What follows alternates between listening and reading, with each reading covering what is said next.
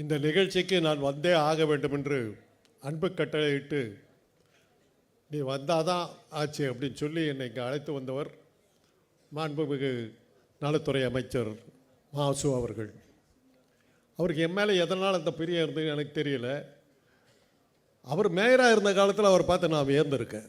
அதுக்கு முன்னாடி அவை அடக்கத்தின் காரணமாக சொல்ல வேண்டியது, இந்த நிகழ்ச்சியை இவ்வளவு பிரமாதமாக ஏற்பாடு செய்திருக்கின்ற துரைராஜ் அவர்களுக்கும் துணை மேயர் அவர்களுக்கும் சட்டமன்ற உறுப்பினர்களுக்கும் எங்களை அறிமுகப்படுத்தி கொண்டிருக்கின்ற கருணாநிதி தலைவர் பேர் தான் அவர்களுக்கும் இங்கே அவையிலே கூடியிருக்கின்ற அரங்கத்தில் இருக்கின்ற அறிவார்ந்த பெருமக்கள் அனைவருக்கும் இவர்களோடெல்லாம் உட்காரத்துக்கான தகுதி எனக்கு இருக்கானே தெரியல. எல்லாம் பெரிய பெரிய ஆளுங்க. உள்ள சொல்ல இல்லை, நக்கீரன் கோபால் என்னை கழுத்தறுத்திருக்காரு, காலை வாரி விட்டுருக்காரு, தூக்கி விட்டுருக்காரு. அவருடைய என்ன பண்ணாருன்னா, ராஜீவ்காந்தி கொலையில் நான் சம்பந்தப்பட்டிருக்கேன்னு எழுதினார். அது மாதிரி போட்டார். ஏன்னா பிரபாகரனுக்கு எனக்கு இருந்த நெருங்கிய தொடர்பு அவருக்கு தெரியும். அதன் மூலமாக எனக்கு அந்த ராஜீவ்காந்தி கொலையில் தொடர்பு இருந்தது.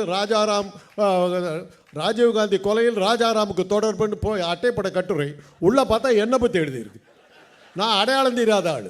நான் என்ன அப்புறம் அவர்கிட்ட கேட்டேன், கோபால் சார்கிட்ட கேட்டேன், என்ன கேட்டேன், உன்னையும் தூக்கி விட்டு விடு அப்படின்னாரு.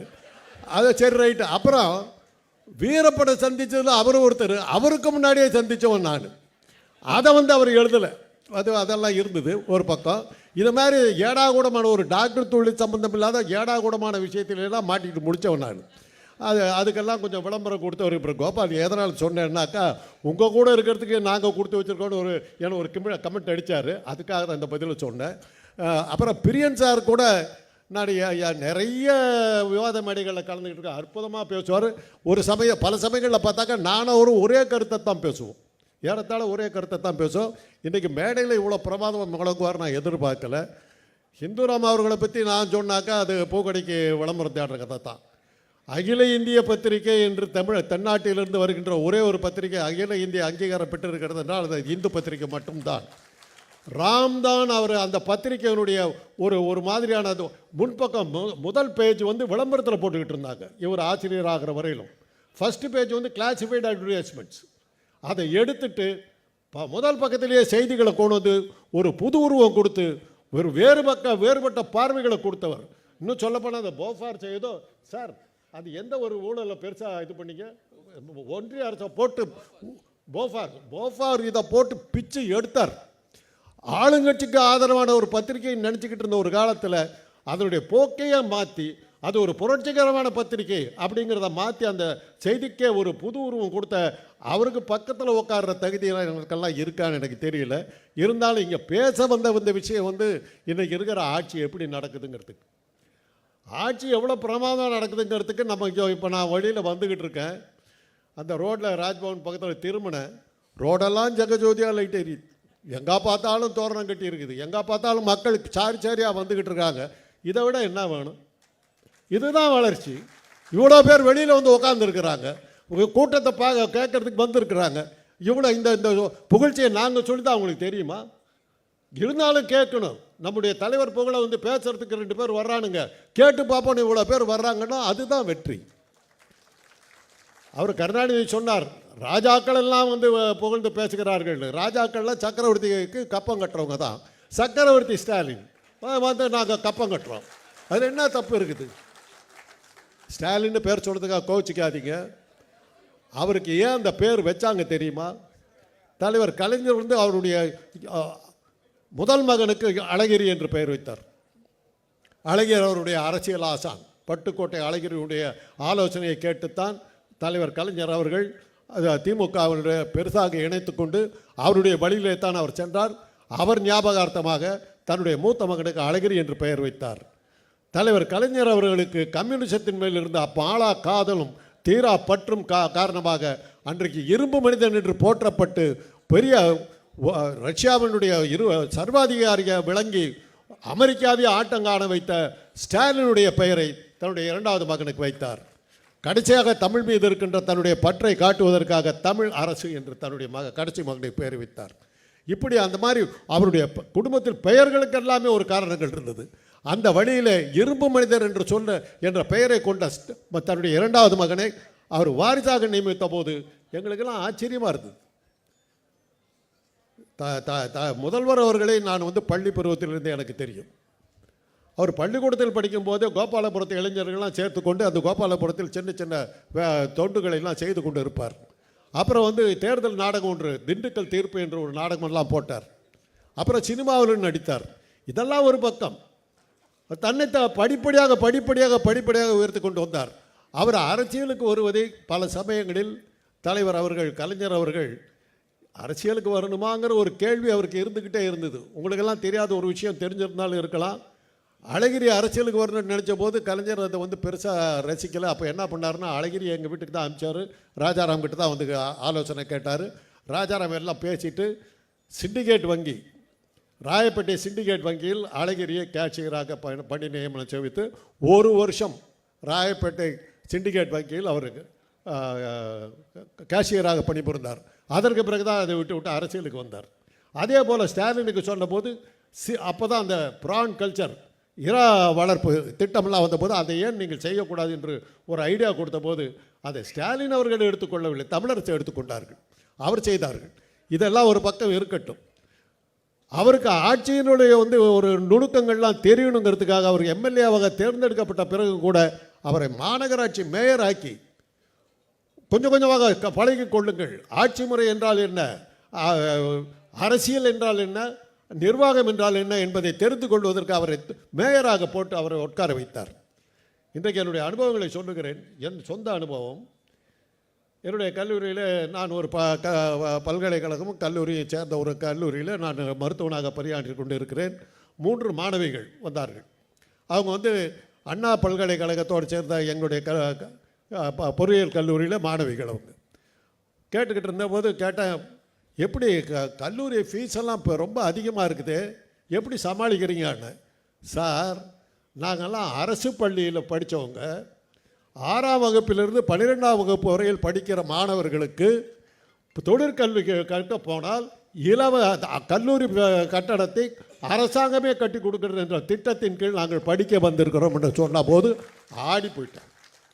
பெண் கல்வி மலைவாழை அல்லவோ கல்வி, அதை வாயார உண்ணுவாய் போ என் புதல்வியின் பாரதிதாசன் போடனா அந்த பழத்தை உரிச்சு கொடுத்தாரு. அதுக்கடுத்து அப்படி என்னோட பணியாற்றி கொண்டிருந்த 2 மாணவிகள் அவர்களே உருவாக்கிய ஒரு கருவி, இரத்த பரிசோதனை கருவி. இரத்தத்தை எடுக்க வேண்டியதில்லை, விரலை அப்படியே அந்த எந்திரத்தில் கையை விட்டால் ஹீமோகுளோபின், இரத்த வெள்ளணுக்கள், இரத்த சிவப்பணுக்கள், பிளேட்லெட்ஸ், இது 4ஐயும் 2 நிமிஷத்தில் காட்டிவிடும். ரத்தம் எடுக்க வேண்டிய அவசியம் இல்லை. அந்த கருவியை நாங்கள் அந்த பெண்கள் செய்தார்கள். அதற்கு நிதி உதவி கிடைக்கும் என்று சொன்னபோது இங்கே இருக்கிற ஈக்காடு தங்களில் இருக்க அந்த இதுக்கு அந்த அலுவலகத்துக்கு சென்றோம். அங்கே 30 பேர் இது போல் ஆண்டர்ப்ரனர்ஸ் உட்கார்ந்துருந்தார்கள். அவங்கெல்லாம் இவ்வளோ பேருக்கு மத்தியில் நமக்கு என்னத்தை கிடைக்கும் போது என்னத்தை கேட்க போகிறாங்கன்னு நினச்சிக்கிட்டு இருக்கும்போது போய் உட்காந்துருந்தோம். நான் போய் உள்ள எங்களை அழைச்ச வீட்டுக்கு போய் அந்த ஒரு பெண், காயத்ரிங்கிற பெண், அவங்கக்கிட்ட போய் கேன்டீன் எங்கேம்மா இருக்குதுன்னு கேட்டேன். எதுக்கு சார்? நாங்கள் காஃபி குடிக்கலான்னு நினைக்கிறேன், நீங்கள் கூப்பிட்றதுக்குள்ளாரு. நாங்களே காஃபி கொடுப்போம் சார், உட்காருங்க. நாங்கள் அரசாங்க அலுவலகம், நாங்களே காஃபி கொடுப்போம். இப்படியே கூடவா? ஒரு காலத்தில் எப்படி இருக்கும் தெரியுங்களா? நீங்களாம் கோட்டைக்கு போயிருந்தீங்களோ இல்லையான்னு தெரியாது. அந்த காருக்கு உட்காந்துருப்பார், நம்ம ஃபைல் ஒரு டேபிளில் மேலேயே இருக்கும். சார் இந்த ஃபைல் தான் சார், எல்லாம் தெரியும், இருங்க அப்படியே நின்றுக்கிட்டே இருக்கணும், உட்காருன்னு சொல்ல மாட்டாங்க. இன்றைக்கி போகிறேன், காஃபி நாங்கள் கொடுக்குறோம் சார். கொஞ்ச நேரம் கழித்து, அம்மா பசிக்குது சாப்பிட்லான்னு பார்க்குறோம், கேன்டீன் இப்போது எங்கே இருக்குது? சாப்பாடு நாங்கள் கொடுக்குறோம் சார். உணவும் போட்டாங்க. உணவும் போட்டு என்னுடைய மாணவிகளாக இருந்து இப்போ என்னுடைய உதவி பேராசிரியர்களாக பணிபுரிகின்ற அந்த 2 பேர் ப்ரெசன்டேஷன் பண்ணுறோம். நான் கூட உட்காந்துருக்கிறேன். முடித்த உடனே 5 லட்சம் ரூபாய் உங்களுக்கு வழங்கப்படுகிறது. இம்மீடியட். இதுதாங்க சாதனை. எங்கேயும் தேடி போகல, யாரையும் பிடிக்கல, அவர் அந்த ஒரு அரசியல்வாதியை பிடிக்கல, ஒரு அதிகாரியை பிடிக்கல, யாரையும் பார்க்கல, நேராக போனேன், யாருன்னு தெரியாது, கொடுத்தாங்க. இதுதாங்க சாதனை. இதுதான் சாதனை. ரங்கராஜ் பாண்டே சார் உட்காந்துருக்காரு, எனக்கு அவருக்கு ஆயிரக்கணக்கான சண்டை நடந்திருக்கு. அவர் நேர் எதிர்முகாமை சேர்ந்தவர், அவர் வந்து உட்காந்துருக்காரு. ஆச்சரியமாக இருக்குது. இன்றைக்கி அவர் இன்றைக்கி அவர் செய்கிற சேவைக்கு அவர் கைகூப்பி வழங்கணும். அந்த அளவுக்கு பல அடித்தட்டு மக்களை எல்லாம் மேம்படுத்துகிற இதை செய்கிறார். சாணக்கியா என்ற ஒரு அமைப்பை வைத்துக்கொண்டு அவர் அதுக்கான பாராட்டுகள். எனக்கெல்லாம் என்னோடு இருந்து பணியாற்றி கொண்டிருந்த காயத்ரி என்பவர் தான் அவரோட உதவியாக இருக்கிறாரு. அவங்க நானும் பேசிக்கிட்டு இருப்போம். அடிக்கடி என்னை கேட்பாங்க. அப்படிப்பட்ட அவங்கெல்லாம் அவர் இன்றைக்கி பேச வந்திருக்கிறார். என்ன பேச போகிறான்னு தெரியல, என்ன காலவார போகிறாரோ, நல்லபடியாக பேச போகிறாரோ தெரியல. அவர் உட்காந்துருக்கிறார். அவர் ஆக இதில் கொடுத்துருந்தது எதிர்முகாமில் இருப்பவர் கூட பாராட்டுகின்ற இதுன்னும் போது ரங்கராஜ் பாண்டே வந்தது அது அப்படி தான் நான் பார்க்குறேன். கரெக்டாக இல்லை, நீங்கள் பேசும்போது சொல்லிவிடுங்க. ஏன்னா இதுக்கு முன்னே அவர் துணை மேயர் அவர்கள் சொன்னார்கள், மற்றவர்கள்லாம் மேடையில் இருந்தபோது பேசியிருக்கிறத நாங்கள் கேட்டிருக்கிறோம். இவங்க 2 பேரும் புதுசுன்னு என்னையும் பிரியன் அவர்களையும் சொன்னார். நாங்கள் அரசியல் மேடைக்கு வந்ததில்லை, ஆனால் அரசியலில் வேட்டையாடப்பட்டிருக்கிறேன். மும்மொழி கொள்கையை பற்றி பேசுகிறாங்க. மொழியை கற்றுக்கிறதுலேயே உன் மொழியை செலவு பண்ணினா மிச்சத்தை எப்போயா கற்றுக்குவே? நீ 240 மொழிகள் இருக்குது உலகத்தில், அத்தனையும் கற்றுக்குவியா? நான் நிறைய தடவை சொல்லியிருக்கிறேன். பெருன்னு ஒரு நாடு தென் அமெரிக்காவில், முழுக்க ஸ்பானிஷ் மொழி. மியாமிங்கிற ஃப்ளாரிடா மாகாணத்தில் இருக்கிற மியாமிங்கிற ஏர்போர்ட்டில் ஏறி பிளேனுக்குள்ளார உட்கார, பெருநாட்டு பிளேனில் உட்கார்ற, அங்கேயே ஸ்பானிஷ் மொழி பேச ஆரம்பிச்சிட்டாங்க. அங்கேயே காலி. ஏரோஸ்பேஸுக்கிட்ட காஃபி கேட்கறதுக்கு தெரியல எங்களுக்கு. அதுவாக கருணையோடு கொடுத்துச்சு. ஏர்போர்ட்டில் இறங்குறோம், கை கால் ஓடலை, யாருக்கும் இங்கிலீஷ் தெரியல. காஃபி குடிக்கணும், தண்ணி வேணும், நன்றின்னு சொல்லணும், அவன் மிஸ்டர்னு சொல்கிறதுக்கு என்ன சொல்லணும் ஒன்றுமே புரியல. 3 நாளில் எல்லாத்தையும் கற்றுக்கிட்டோம். தேவைப்பட்டுச்சு. காஃபி பாலோட காஃபி வேணும், கஃபே கோலேச்சே ஸ்பானிஷ். காஃபிக்கு பால் வேணாம், கஃபே ஓலே, முடிஞ்சு போச்சு. மிஸ்டர் கிடையாது, சீனர். மிஸ்ஸு கிடையாது, சினோரிட்டா. Thank you, gracious, Aqua, water. 5 கற்றுக்கிட்டோங்க. அதுக்காக நான் 40 வயசில் தென் அமெரிக்கா போவேன்னு சொல்லி பள்ளிக்கூடத்தில் எனக்கு ஸ்பானிஷ் சொல்லி கொடுப்பியா நீ? என்னையா மும்மொழி கொள்கை? அறிவு கட்டத்தனமாக இல்லை? இதை படிக்கலைன்னா எனக்கு காசு கொடுக்க மாட்டானா? யாரையா நீ சொல்கிறதுக்கு? ஏன் காசை எடுத்துக்கிட்டு நீ கொடுக்க மாட்டியா? யார் அப்பா வீட்டு காசு? அந்த அந்த அந்த அமைச்சருக்கு நான் நன்றி சொல்லுகிறேன். தூங்கி கிடந்த தமிழினத்தை தட்டி எழுப்பி விட்டாய் நீ. நன்றி, தேங்க்யூ. பேசு. நீ பேசினா தான் நான் வருவேன். நீ பேசத்தான் நான் எகிருவேன், குதிப்பேன், பாய்வேன். எனக்கெல்லாம் ஒரு வருத்தம் இருந்தது. என்னடா 65 அது 8ஆம் கிளாஸுங்கிறாரு. நான் மருத்துவக் கல்லூரி மாணவன். எனக்கு அரசியலுக்கு சம்பந்தமே இல்லை. எப்படி தளபதி அவர்கள் கட்டாயப்படுத்தப்பட்டு அரசியலுக்கு கொண்டு போய் விட்டார்களோ அதே நிலைமை தான் எனக்கு. என்னுடைய அண்ணன் ராஜாராம் அப்போ நாடாளுமன்ற உறுப்பினர். இந்திய எதிர்ப்பு போராட்டத்தின் பின்னணியில் நான் இருப்பதாக நினைத்து கொண்டு அன்றைக்கு இருந்த காங்கிரஸ் அரசாங்க என்னை போட்டு வேட்டையாடுது. எனக்கு ஒன்றுமே தெரியாது. ஐயா, சத்தியமாக எனக்கு ஒன்றும் தெரியாது. நான் அரசியலுக்கு சம்மந்தம் இல்லை, நான் படிச்சுக்கிட்டு இருக்கையா. ஹாஸ்டலில், ஸ்டான்லி ஹாஸ்டலில் உள்ளே என்ன ஐயா என்ஆர் கிருஷ்ணன் ஒருத்தர் இன்னைக்கு பொள்ளாச்சியில் பெரிய டாக்டராக இருக்கார். அவரையும் என்னையும் கூட்டிகிட்டு போய் நிற்க வச்சுக்கிட்டாங்க. ஒரு அறை இன்றைக்கும் தலை சுற்றிக்கிட்டு இருக்குது அந்த அடி. அப்பேற்பட்ட ஒரு அறை. திமுகவுடைய மாணவர் அணி தலைவர் யாருங்கிறாரு? சத்தியமாக தெரியாது. திமுகவில் மாணவர் அணின்னு ஒன்று இருக்கிறதே தெரியாது எனக்கு. ஏயா என்னை போட்டு உயிர் எடுக்கிற? இவர் அரைஞ்ச அறையில் என்னுடைய வார்டன் வீட்டில் இருந்து அவர் மேலே இருந்து பார்த்துட்டார், அமானுல்லா பேகின். அவர் இறங்கி வந்துட்டார். போலீஸை பார்த்தார். யாருடைய அனுமதியோடு நீங்கள் உள்ளே வந்தீங்க ஹாஸ்டலுக்குள்ளே? With whose permission you entered into my campus? Did you seek the permission from the dean? Did you ask me? How dare you come and hit my student? அவ்வளோதான். அடுத்த அப்படி சொல்லிட்டார். ஸ்டூடெண்ட்ஸ் எல்லாம் ஓடியான்ட்டாங்க. எங்கள் ஸ்டான்லி ஹாஸ்டல் கோட்டை மாதிரி இருக்கும், 20 அடி உயர செவுரு. ஒரு கதவை சாத்திட்டாங்க, வெளியே போக முடியாது. சொல்லிட்டார், உயிரோடு போகணுன்னா இப்படியே போயிடு, இல்லாட்டி கதவை சாத்திடுவோம், பசங்களை தீர்த்துருவாங்கன்னார். அன்னைக்கு காங்கிரஸ் கவர்மெண்ட் அந்த போலீஸை எதிர்த்து நின்னார் எங்கள் வார்டன். அதுக்கு பிறகு என்னாச்சுன்னா, இந்திய எதிர்ப்பு போராட்டத்தில் மற்றவங்களுக்கெல்லாம் போலீஸு, ஸ்டான்லி மருத்துவக் கல்லூரி, கீழ்ப்பாக்கம் மருத்துவக் கல்லூரி, மதுரை மருத்துவக் கல்லூரிக்கெல்லாம் இராணுவம். அதை தான் சொல்லுவாங்க. அவர்கள் இராணுவத்தையே சந்தித்தவர்கள். நான் அன்றைக்கி தான் முதல் முறையாக ஒரு இதை அந்த AK-47 போன்ற இதெல்லாம் முதல் முறையாக அப்போ தான் பார்த்தேன். ஆக இந்த மாதிரியான போராட்டங்கள் நடத்தும். அந்த போராட்டத்தை இல்லை, அந்த உணர்வுகளை எல்லாம் உங்களுக்கு நாங்கள் தூண்டி விடாமல் மறந்து விட்டோமோ என்ற ஒரு பயம் இருந்தது. நாம் சரியான முறையில் நம்முடைய இளைஞர்கள் வழிகாட்ட தவறி விட்டோமா என்ற ஒரு அச்சம், ஒரு பயமே இருந்தது. நன்றி அந்த ஒன்றிய அமைச்சருக்கு. தட்டி எழுப்புனையா நீ. அதுக்கு மேலே நம்ம ஊரில் ஒரு காமெடி பீஸ் இருக்குது. பெட்ரோல் வெடி கொண்டு வந்து வியாபாரம் பண்ணிச்சு, சரியாக போகல. அப்புறம் முழங்கால் தண்ணியில் வந்து ஒரு போட்டு ஒன்று ஓட்டு இதை பாருங்களா அப்படின்னுச்சு, அதுவும் ஓடலை. அப்புறம் வந்து பஞ்சால் செஞ்ச ஒரு சவுக்கு எடுத்துக்கிட்டு ஓங்கி ஓங்கி அடிச்சுக்கிச்சு, அதுவும் ஓடலை. அப்புறம் இப்போ வந்து என்ன சொல்லிச்சு, அறிவாலயத்தில் இருக்கும் செங்கலெல்லாம் எடுத்து நான் ரிப்பேர் பண்ணி கொடுக்குறேன்னு செங்கல் வியாபாரத்துக்கு வந்துருக்கு, ஓடலை. இது மாதிரி காமெடி பீஸுகளெல்லாம் எதிர்கட்சியாக வச்சுக்கிட்டு இருக்கும்போது நம்ம எப்படி ஆட்சி பண்ணுறது? ஒரு இந்த இடத்துல நான் வந்து ஒரு இதான் சொல்கிறேன், எல்லா இதுலேயும் இப்போ யூடியூப்பில் சொன்னது தான், எதிர்கட்சி இல்லைன்னா ஆளுங்கட்சி சரியாக இருக்காது. அதனால் தளபதி அவர்கள் ஒரு நல்ல எதிர்கட்சியை உருவாக்குறதுக்கு அவர் முயற்சிக்கணும்.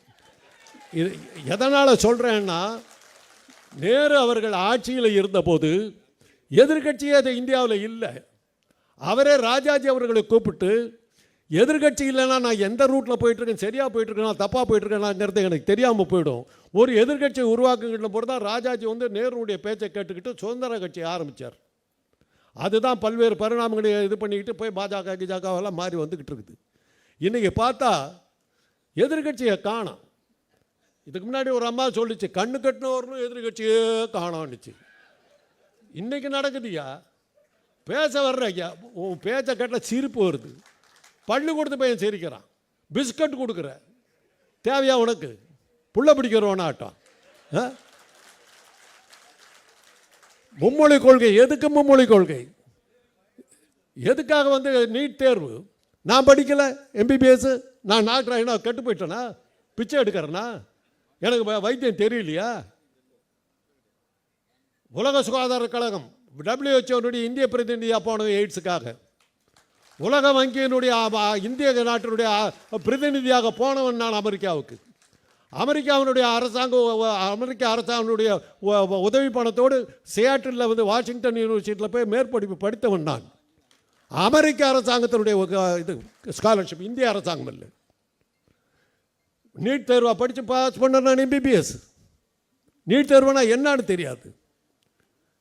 +2 வாங்கின மார்க்கை நீ கேவலப்படுத்துகிற. நீட் தேர்வில் ஒரு வேடிக்கை என்ன தெரியுங்களா? உங்களுக்கு எவ்வளோ தெரியும் தெரியாது. உத்தரப்பிரதேசத்தில் ஒரு தேர்வு நடக்குது, ஹிந்தி படிப்பை பற்றி ஒரு தேர்வு நடக்குது.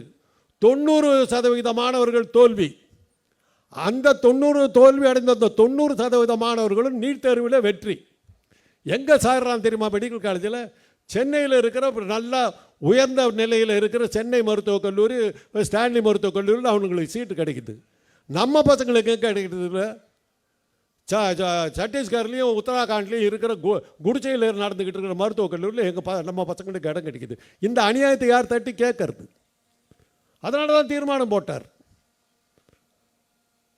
அன்றைக்கி இந்த நேரத்தில் மதிவதனிங்கிற இந்த திராவிட கழக பெண்ணை நான் மிகவும் மகிழ்ந்து பாராட்டுகிறேன். அந்த பெண்ணுக்கிட்ட அந்த இன்னொரு பெண்ணு கேட்குறாங்க, எங்களுடைய இனத்தையே நீங்கள் அமைக்க வைத்து விட்டீர்கள், எங்கள் இனத்துக்கு சட்டமன்றத்தில் இடமில்லை, அமைச்சரவையில் இடமில்லை, ஏன்னா எங்கள் ஒதுக்கப்படுகிறோம், புறக்கணிக்கப்படுகிறோம், இது நியாயமான ஒரு கேள்வி கேட்டு அந்த பொண்ணு சொல்லிச்சு, நீ சட்டமன்றத்தில் இல்லை, சட்டமன்றத்தில் தீர்மானம் போடுறோம், அந்த தீர்மானத்தை நிறைவேற்றிக்கிட்டு போனாக்கா கவர்னர் ஒரு ஆள் உட்காந்துருக்கார், போட மாட்டேங்கிற. சரி, அதை எதிர்த்து நீதிமன்றத்துக்கு போனால் அங்கே யார் ஜட்ஜி உட்காந்துனா ஆள் உட்காந்துருக்கார். அப்புறம் 234 பேர் மக்களால் தேர்ந்தெடுக்கப்பட்ட அத்தனை பேர் காலியாகி உன்னுடைய ஆக்கிரமிப்பில் தான் நாங்கள் இருக்கிறோம்னு சொல்லிச்சு அந்த பொண்ணு. இன்றைக்கி அதை எதிர்த்து நிற்கிறார். டீலிமிட்டேஷன் கமிட்டி, தொகுதி வரையறை, அதில் என்ன சாமர்த்தியம் பாருங்க. ஹிந்தி பேசுகிற இடத்துக்கு 400 சீட்டாக ஏற்றி அதை வெளியில் சொல்லாமல் நமக்கு 150 இருந்ததை 200 ஆக்கிட்டாங்களாம். உனக்கு 200 கொடுத்துருக்கேன்பா, எதுக்கு 300 இருந்த நீ 400 வர. 400 பேருக்கு இருக்கும்போது இந்த 200 MP போய் என்ன பண்ண முடியும் உங்களால்? என்ன பண்ணாலும் உங்கள் தீர்மானம். டெல்லிக்கு போய் நீங்கள் தாஜ்மஹாலை பார்த்துட்டு ரெட் ஃபோர்ட்டை பார்த்துட்டு அங்கே சாந்தினி சவுக்கில் வந்து லஸ்ஸி குடிச்சிட்டு வர்றதை தவிர வேறு என்ன பண்ண முடியும் உங்களால்? நான் 200 எம்பிக்களும் அங்கே போய் பிரயோஜனம் இல்லை. ஏறத்தாழ அவங்க நம்மளை பிரித்து விட்டுட்டாங்கங்கிற மாதிரி கொண்டு போயிடுச்சு. ஹிந்தி கற்றுக்கலான்னா உனக்கு இந்தியாவில் இருக்க இடம் இல்லைன்னு சொன்னால் நன்றி ஐயா. நாங்கள் அந்த காலத்தில் அதை தான் சொன்னோம்.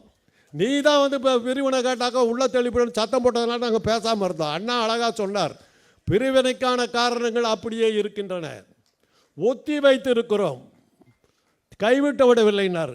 இன்றைக்கி நீயே வர்ற வேணாங்கிற விட்டு நான் போகிறேன், ஏன் உயிர் எடுக்கிற?